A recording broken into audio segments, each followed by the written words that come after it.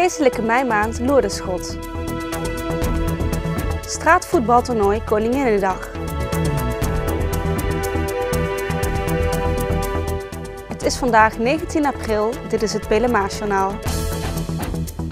In Streekmuseum De Locht in Meldelslo wordt op zondag 21 april een expositie geopend met als thema Mijn beeld van Beatrix. Er zijn ongeveer 45 kunstwerken van zeer uiteenlopende aard te zien. De officiële opening wordt verricht door een Beatrix lookalike. Op diezelfde dag wordt in De Locht een traditionele wasdag gehouden met onder meer een demonstratie van wasapparatuur uit grootmoeders tijd. Het museum is open van 11 uur 's ochtends tot 5 uur 's middags. De meimaand is de maand die aan Maria is toegewijd. Daarom wordt er in mei elke vrijdagavond bij de Loerdenschot in Venray het rozenhoedje gebeden. De Loerdenschot ligt bij het Kloosterhof in Venray. De grot is gebouwd in de vorige eeuw. De Loerdenschot is gebouwd in 1938 door de broeders die hier als tuinman en verder alle klusjes deden voor die zusters. En die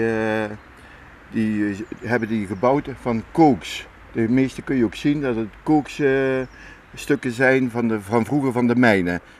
Waar ze ook vroeger de wegen mee verharden, hebben ze hier ook mee gebouwd. Maar in de loop der jaren verdween de Loerdenschot onder een grote berg zand. Tot Herman Elbers de grot 15 jaar geleden weer ontdekte. In 1997 ben ik hier komen wonen. En doordat hier een hoop zand lag, ben ik hier gaan graven. Want ik zag dat er iets hier meer moest zijn dan alleen maar een berg zand. En dat heb ik uitgegraven. Toen kwam ik hier die Loerdenschot tegen.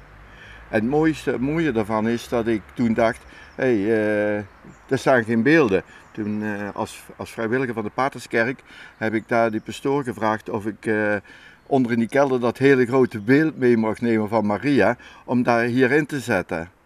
Maar dat was helemaal versleten en zo. Heb ik toen naar Kruis en Kapelle gebracht. En die zei tegen mij, hey, wat ga je daarmee doen? Ik zeg, ja, die wil ik in die Loerdenschot zetten die ik hier ontdekt heb. En toen zei ze, oh, die beelden die hebben wij hier staan. De originele beelden van 1938. En toen hebben die mij meegeholpen om dat hier allemaal in ere te herstellen. In 1998 werd de grot opnieuw ingezegend door Deke Koenen. Tegenwoordig wordt de Loerdenschot weer druk bezocht. Omdat de meimaand van oudsher de maand is die aan Maria is toegewijd, is er in de aankomende maand een speciaal gebedsprogramma bij de grot. We gaan hier elke vrijdag in de meimaand, 's avonds om 7 uur, het rozenkrans bidden.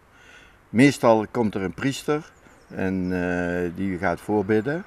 En die Loerdenschot hier, die is eigenlijk een plaatsje in Venray die voor de mensen een rust geeft en even kunnen bidden.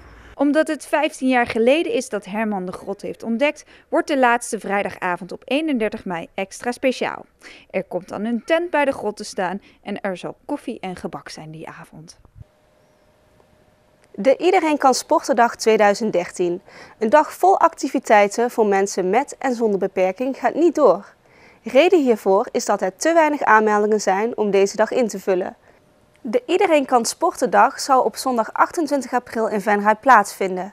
De organisatie bekijkt hoe zij in de toekomst een activiteit gerichter kan organiseren.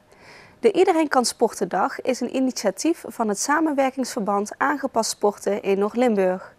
In het SAS Noord-Limburg werken de 7 Noord-Limburgse gemeenten samen met instellingen als MEE, de Stichting Speciaal Onderwijs Noord- en Midden-Limburg, Dichterbij, het Fonds Gehandicapten Sport, het Huis voor de Sport Limburg en SGL. Partner van de Iedereen kan sportendag is ook voetbalclub VVV Venlo. De Stichting Jeugd en Voetbal uit Venray heeft dit jaar 2 activiteiten op het programma staan: een straatvoetbaltoernooi en een jeugdvoetbalweek. Het straatvoetbaltoernooi wordt op een speciale dag georganiseerd, namelijk tijdens de laatste Koninginnedag op het Henseniusplein.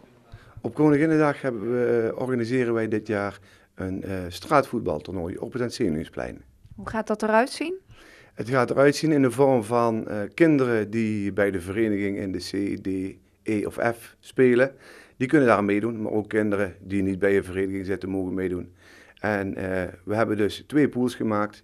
1 EF-pool en de andere CD-pool, waardoor we toch een beetje een differentiatie uiteraard in leeftijden aanbrengen. Daarnaast is er op het Henseniusplein nog meer aan sport te doen. Ja, dat klopt. Er is dit jaar ook een sportbraderie, wordt er voor de 3e keer georganiseerd. En rondom het Henseniusplein komen standjes te staan waar verenigingen zich in kunnen profileren. En er vinden van allerlei demonstraties plaats. In de eerste week van de zomervakantie organiseert de stichting een jeugdvoetbalweek voor de D, E en F-jeugd. Er staat van alles op het programma in die week.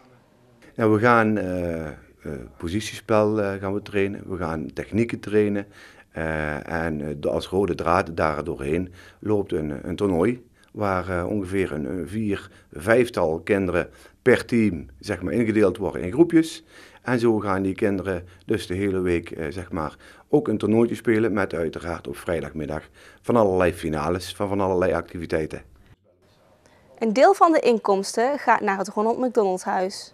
Meer informatie over de beide activiteiten is te vinden op de website van de stichting. Tot zover dit Pelemaasjournaal. Tips kunt u mailen naar de redactie. Deze uitzending wordt herhaald tot en met zaterdag 12 uur 's middags. Zaterdagavond is er een nieuwe uitzending van Onder 4 Ogen, welke in het teken staat van Ger Jansen. Zondag is het weekoverzicht te zien.